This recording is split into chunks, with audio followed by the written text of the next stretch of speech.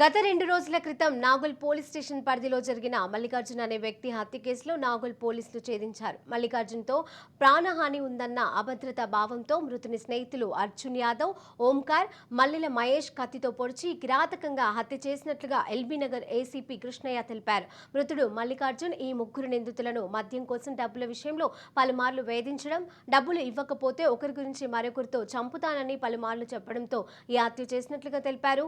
నిందితులు ముగ్గురిని అరెస్టు చేసి రిమాండ్కు తరలిస్తున్నట్లుగా తెలిపారు.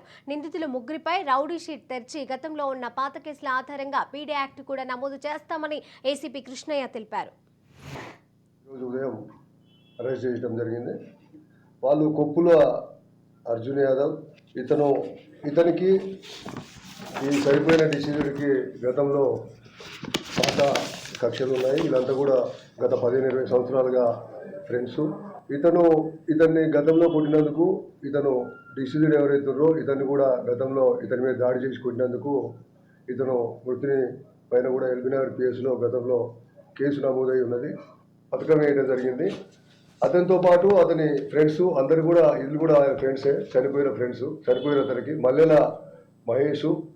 దాంతో వీళ్ళు ఫ్రెండ్స్ అయినప్పటికీ అతనంటే ఒక భయంతో ఉండేవారు.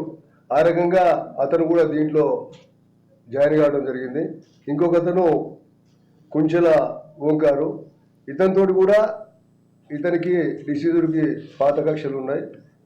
గతంలో ఇతని మీద కూడా దాడి చేయడం వల్ల ఎవరైతే డిసీజర్ మీద కూడా ఇతను కేసు వేయడం జరిగింది.